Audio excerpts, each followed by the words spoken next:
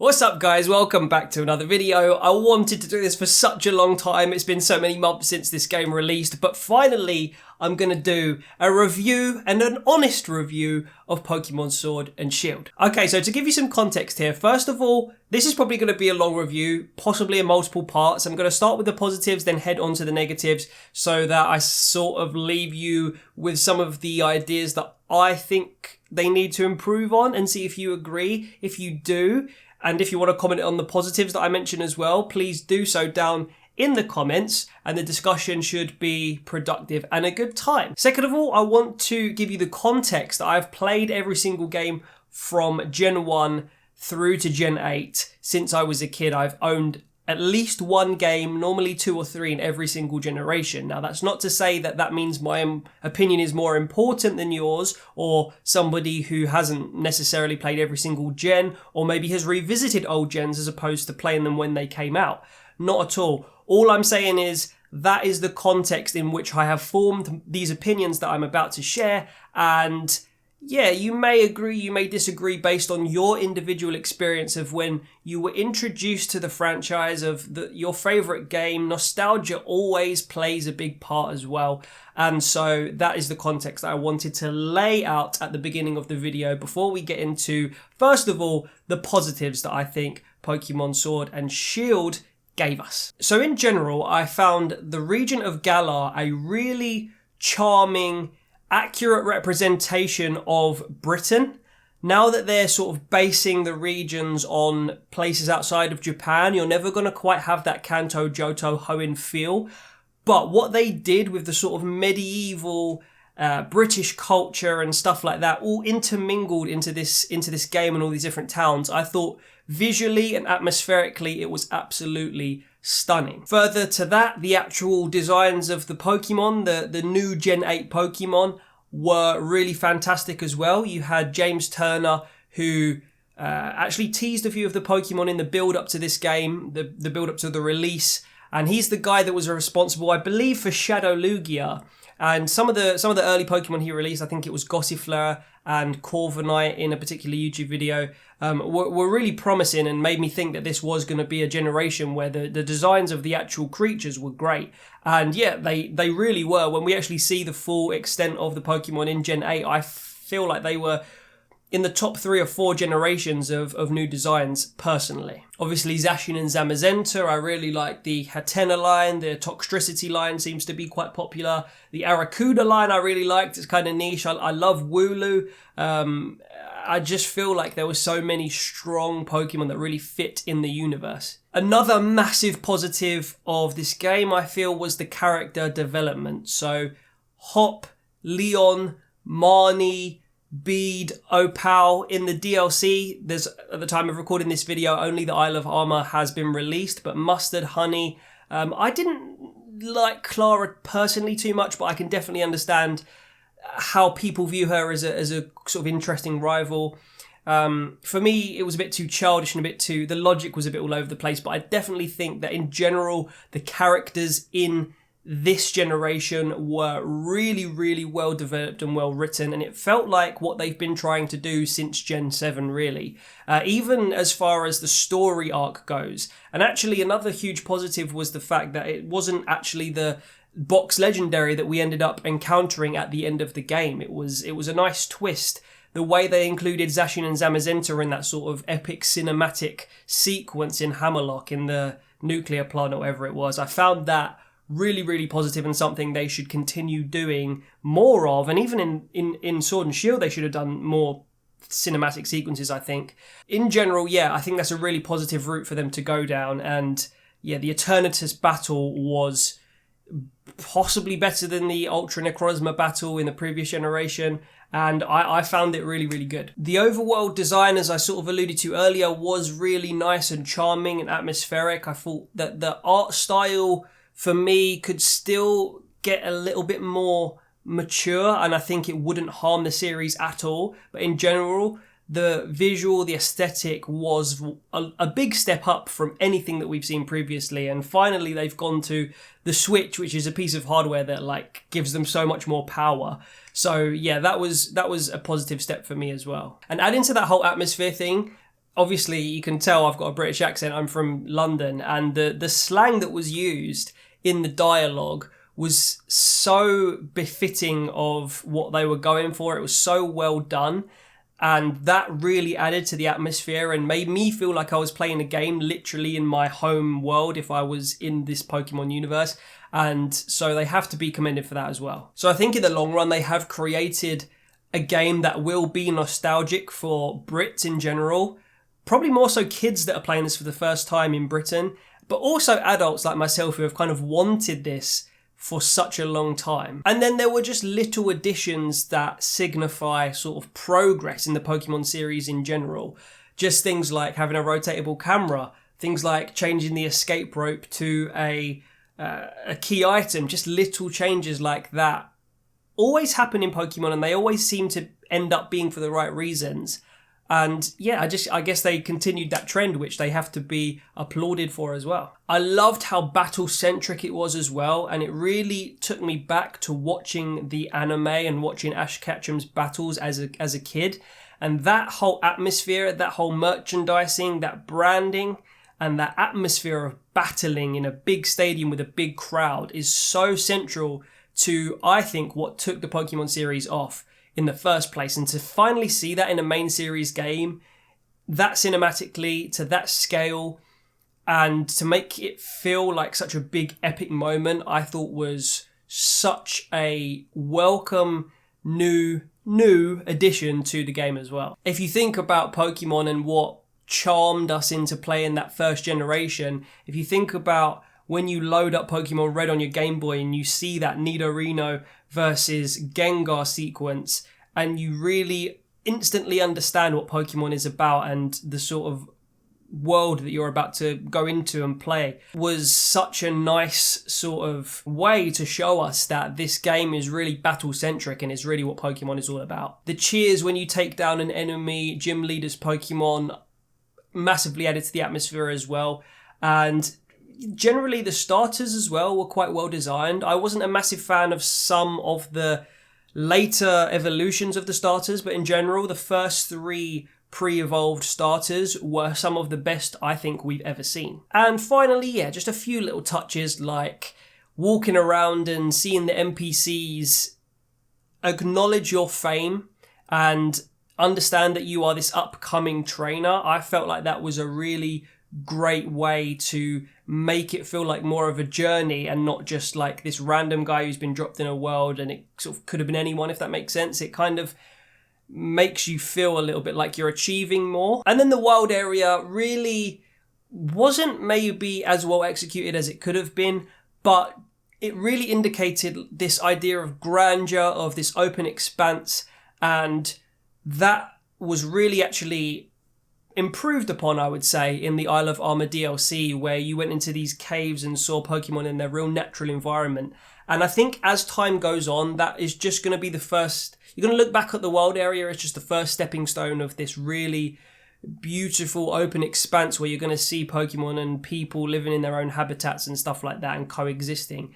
And that can only be a positive thing. And finally, the customization options with the clothes, they are getting better. I still feel like the character in, for example, Crystal, even Red and Blue, just looked so much like cooler. Like, I know you can tell that I wear hats backwards sometimes, obviously because I am doing now. And I think that look, you should be able to do that if you want. It's more of just a personal thing, but I think that looks so much cooler. Like the recent 2 or 3 generations, maybe even since Gen 5, I would say, even maybe Gen 4 to an extent. But basically, I think since then, the characters have just looked a little bit kind of goofy.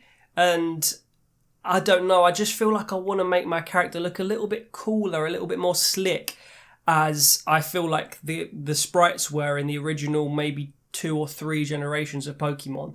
Just let me wear my hat backwards, basically. Okay, so moving on to the negatives, and the massive elephant in the room with this is that the National Dex is no more. For the first time, they literally took about, I don't know what it was, 500 Pokemon or so out of the game. And that is just a huge problem, particularly for long-standing fans. And I understand that I understand why they did it. They had to do something like that at some point. You're now getting close to 1,000 Pokemon existing, and I understand that designing to the extent that they want to design Pokemon in the future is going to be a huge problem when you're talking about over 1,000 characters. In the next 5-10 years, you're going to be looking at towards 1.5 thousand characters, or just monsters. And, you know, with everything else they've got to design, I understand how that's a lot to take on. And I feel like it's not a problem on release. They have added some more Pokemon in the Isle of Armor DLC, of course, but I think that they really, by the time that we get our final game of Generation 8, whether that's a Diamond and Pearl remake or not, by that point, we need to have a good 6 months to a year minimum of having every single Pokemon having eventually been added into the game. So there's not this situation where for a whole generation, certain people are not actually going to be able to use their favourite Pokemon in a main series game. That's hugely problematic. And again, I understand why they did that, but they have to make it their priority to at least eventually get every single Pokemon in the game, even if it's through DLC and even if it takes a while. I think they think Pokemon Home kind of sorts that problem out, but it really doesn't for me. Now, when you talk about the story of Sword and Shield, it's hit and miss. It's very much hit and miss. The actual exploration of the region is very much hindered in comparison to older games. So when you look at something like the Slumbering World, this mysterious, misty forest that is strangely located right next to your house, and nobody ever in the history of Galar really has explored it. That as a concept is cool. Then you, as the character, enter the Slumbering World and realise it's basically a straight path to the end where Zamazenta and Zacian's sort of like graves or whatever they are. And you just sit there and it took me out of it. Like, so nobody in the history of Galar has walked straight for 2 minutes and discovered this. Now, if you think about older games, if you think about Mount Moon, for example, or I think Gen 2 and Gen 3 was probably the best for it. Just having all of these different caves and access points of the same caves that you can get to at different stages of the game. So maybe after you've gotten, in the old days, like a certain HM, you can enter a cave, a sort of hidden part of a cave that you've already been into.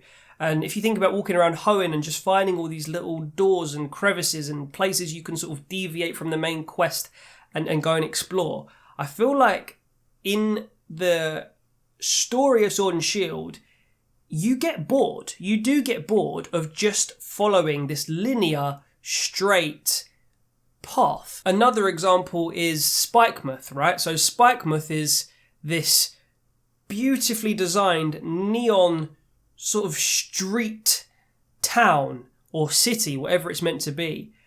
And it just felt like it was scratching the surface when you actually see what the full extent of Spikemoth is. They even did a better job with the Po Town or whatever it was called with Team Skull. Even that felt bigger. But yeah, I don't know. Spikemoth could have been this really interesting place that actually was quite akin to the anime, that you could explore and find all these different things down and have these little side quests that would trigger and stuff that used to take place in the older games.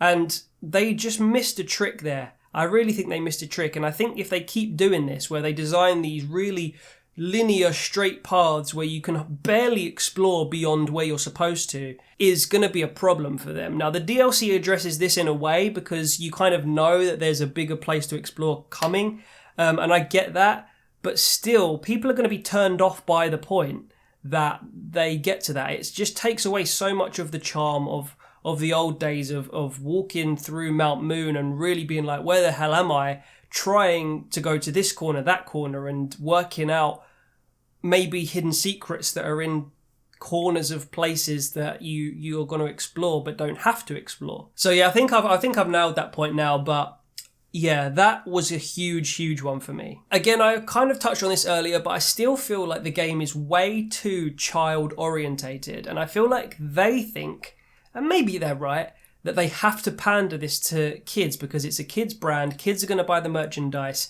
Overall, if you look at the grand scheme of the Pokemon Company, probably making the new main series games pander to kids is the right move financially.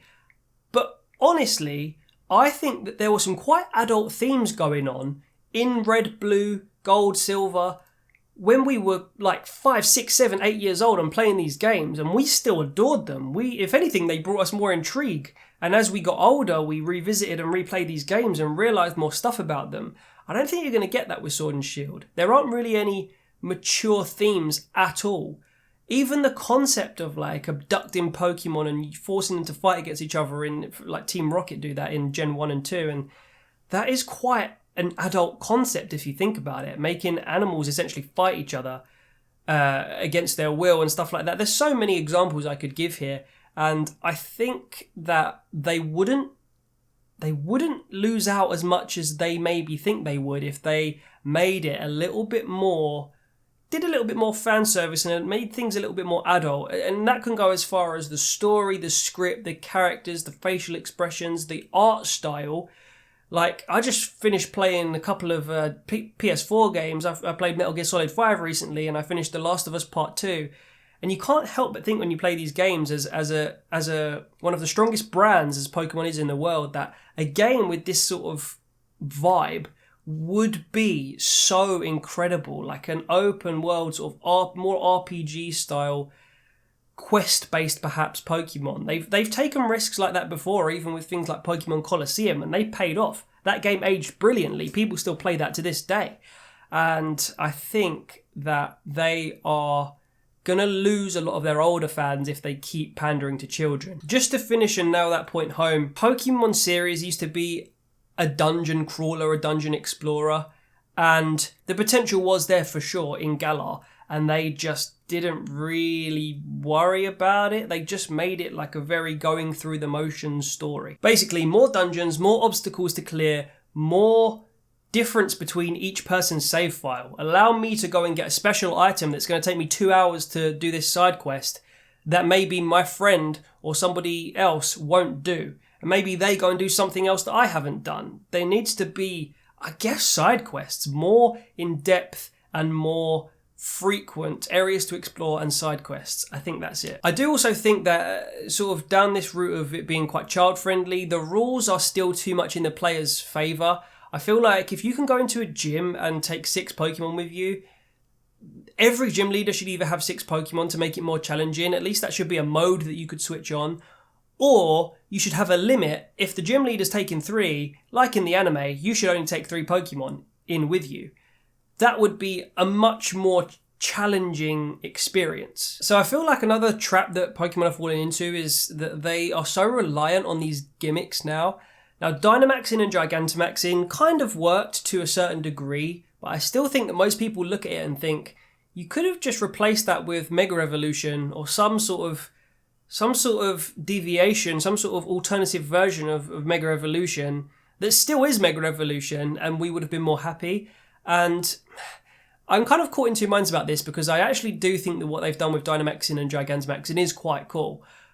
But the gimmicks, the streak of gimmicks, is it ever going to end? And it translates beyond like Mega Evolution, then Z moves, then Gigantamaxing. It actually extends to the characters and the Pokemon designs as well. Like, whatever happened to just making a cool looking Pokemon? Well, particularly the starters, I have to say. Like, when Sobble became Inteleon, and I read the Pokedex entry and it was like, Secret Agent, I thought, really? Like, do you have to make it based on a concept? Like, Scorbunny and whatever it's called, Raboot, and whatever the other one's called, Cinderace, right? It would have been cooler not being based on a footballer, in my opinion. I just find that a bit cheesy, a bit gimmicky, and I much prefer the old sort of like Blastoise, Charizard, Feraligatr, all of these Pokemon. They're just kind of based on animals, but are just this really sort of, to an extent, simple but really clean design that doesn't necessarily have to be based on a gimmick. I don't mind gimmicks with some Pokemon, and I think even back in Gen 1 you had some gimmicks, like Lickitung was a gimmick. It was a bit of a weird gimmick, but it was a gimmick. But I feel like they have done it with the starters for a long, long time now, and they should probably try not making the final evolution of a starter based on a gimmick, right? There were certain things in the game that made it feel rushed. There were times when a cutscene and a cinematic was so necessary to tell the story, but it seems like they just didn't bother or didn't get time to do it. I'll give you an example. So when the Dynamax stuff all starts kicking off towards the end of the story, I think it's just before you face Raihan's gym, and there's a Dynamax Berserker that goes crazy supposedly in, I think it must be Hammerlock or near Hammerlock, or maybe the wild area, I can't quite remember. But all you see is this newspaper article that there was this massive Berserker that Leon took down. I want to see that. That would be so much more useful for the story if you actually see a sequence of that, like a cinematic of that, of Leon taking it down and how was he going to take it down. That would just make the game so much better in my opinion. But no, all you see is a bit of dialogue tells you what happened, and then you might see a little newspaper article or something. I just felt like there could have been so many more cinematics that would have added to the story. And this really signifies sort of, I won't say laziness, but they could have put a lot more thought into certain things. The cutscenes is one example. Another example is, and this is one of my real frustrations with Pokemon in 2020 or 19 when it was released, but the Team Yell grunts and the Macrocosmos grunts, or whatever you want to call them, I hate the fact that they all look the same. I hate the fact that every single one is just a carbon copy of another one. They can have their own design. They can have this whole pink and black theme going on. That's absolutely fine. But give them different names and give them slightly different features. Maybe one has a hat. Maybe one has an earring. Maybe one has blonde hair. One has black hair. Maybe one has a different skin tone. No one NPC, in my opinion, should look the same. That is one thing that they have kept as a tradition from the old Game Boy games, and you don't need to do that when you're now working on a Nintendo Switch, which gives you full HD capabilities and so much more depth in what you can do with creating a game. And they're still just copy and pasting trainers. It was in Raihan's gym, there were two people that looked exactly the same, which really threw me off. I just thought, you're not putting any effort in here, man. There was the exact same situation in Spikemoth, and as I alluded to with Team Yell, give them different names. Even if you don't give them different names, I would prefer you to give them different names. If you want to, still call them Team Yell Grunt, but just make each one slightly different, because it just adds so much more flavour to the game. And it also makes NPCs memorable. Like, Youngster Joey is only memorable because it's the first sort of guy who looks like that you encounter, and he has a very classic line. But then in the game, you fight like 20 of him, basically, with a different name, with the exact same sprite. Yeah, I've nailed this point home again, but you just don't need to do that anymore. You can make slight differences between them. A couple of little things I just want to drop in here, which are probably more personal to me. I actually would much prefer more double battles within the story. I feel like there are only 2, 3, 4 double battles, and double battles can be a lot more fun, especially for people who do Nuzlocks and stuff. They are more challenging, and they also sort of take you out of that 1v1 mentality, which you can kind of just get in this rut of just playing the game through, and it feels like you're just ticking boxes and you're just doing the next thing. A double battle can really change that up, because all of a sudden you've got to think differently. It's a sort of different dynamic introduced, and there's not enough of them for me. Another thing is the TMs. The TMs were really poor. Probably the worst selection of in-game TMs that have ever been. Like, before the Rose fight, near the end of the game, there's a TM outside the tower, and it's literally like Eerie Impulse. Make that Thunderbolt or something. Do you know what I mean? I can't remember if I alluded to this earlier as well, but Professor Magnolia in particular was quite underutilized in the game, I feel. I really think it made way for like Sonia and Hop's arc for sure, but she was responsible for all of this research, and she doesn't really have any interaction with Sonia throughout the entire game, apart from like once, twice, maybe 3 times maximum. And I wish we heard more on how that Dynamax research sort of impacted Magnolia, and she was more involved with this process. I also think that new balls, new maybe weather-based Pokeballs or personalized Pokeballs could have been a really cool thing to add. They had, I can't remember what they were called, they might have been called Seals in Gen 4, which enabled this really unique sort of like burst of smoke or whatever you wanted as you threw your Pokemon out. That was really cool. That would be amazing for like Wi-Fi battles, considering they've really gone heavy on the sort of post-game and Dynamaxing with friends, and they've got that very, very right, by the way. But to have that unique feel, I think they needed to add a few more Pokeballs, or maybe add like a way to design Pokeballs. I think that would have been really cool. And I think that's more or less it. But overall, it's just very evident that they are now sticking to this formula, which I think first came about in sort of Gen 6, I would say. Gen 6 for me signifies the like modern era of Pokemon, and I can't even really articulate it very well, but there just feels like there's an element of just copy and pasting the same formula since then. In Zelda, between games, they actually drastically changed the art style, and that does not hinder the gameplay or the series whatsoever. Okay, so I know I've been talking for absolutely ages. There are a few more points that I've just seen on my notes that I wanted to rattle off here, because I'll be so annoyed if I come to edit this video and I know I've missed some. So I've said here, the concept of type gyms is limiting as to how effective opposing teams can be. Raihan's weather method could show signs that we might gradually see teams being based on other themes or no themes at all in future gens, which I think would be massively positive. Ultimately, it just seems a bit silly and a bit counterintuitive for every single trainer, apart from the player, to be based on, and some of the NPCs as well, to be based on a type. It just seems like there would be trainers in the Pokemon world that wouldn't have 6 water types, or 6 grass types, or 6 rock types, or 6 steel types, or whatever it may be. Like, surely they could have got away with like Raihan being a weather trainer, and he does in fact have certain different types of Pokemon that aren't dragon, but are just there because he uses the weather. That's his strategy. And I feel like they should definitely have more trainers throughout the game other than yourself, the character, maybe your rival, a couple of NPCs, and the champion who have realised that it might be counterintuitive to stick to one type. I've spoken about how Spikemoth was visually stunning, but I've said so much wasted potential as it ended up being pretty much a straight road. The whole town is basically a gym. That's so true. The gym challenge felt really cool in Spikemoth, but I wanted more to this whole area. It felt a little bit like a half-assed repeat of the Team Skull Town in Sun and Moon. Again, I think I've gone over that, but yeah, that could have been so much bigger, more grand, such like a Celadon City-sized Spikemoth would have been brilliant. In general, some of the towns and areas made the region feel small. I felt like Galar, as much as it's talked about as being one of the biggest regions, it felt even smaller than somewhere like Hoenn, for example. It just felt like every time you went into an area, you could explore the whole area in like 2-3 minutes. This is a point I didn't address so much, and I wonder what you guys think of this one as well. So I've said I'm tired of the random item relating to legendary Pokemon randomly being bestowed on our hero.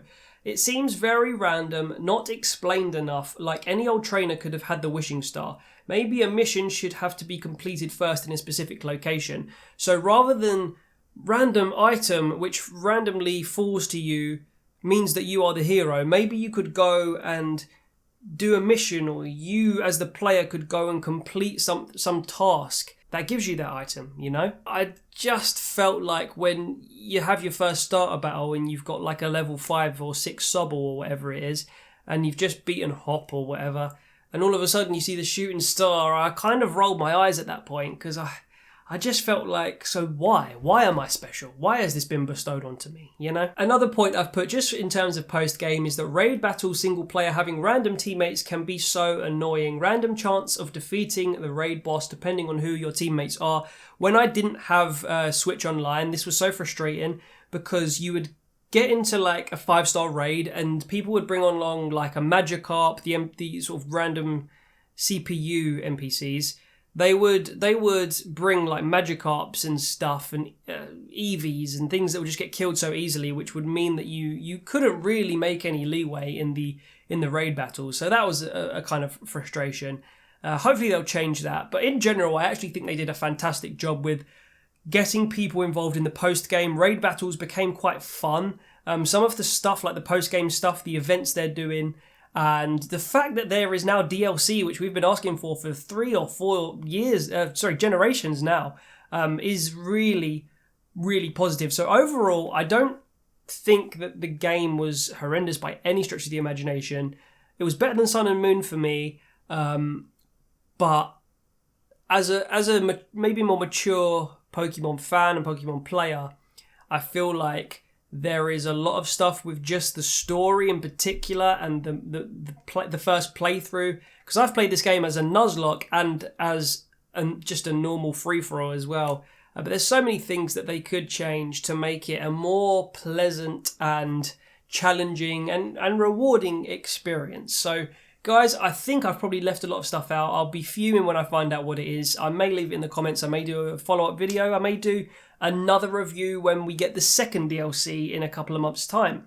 We'll see. But overall, I hope you've enjoyed either this bulk video review of this game. So yeah, let me know what you think down in the comments. And I think that this generation was solid, but probably still the second worst generation that has been so far. Let me know your thoughts on that. And hopefully Pokemon will address some of these issues. And the franchise is nowhere near dying, but I think they could do a lot more with it. Anyway, guys, that's all from me. I'll see you next time. See you later.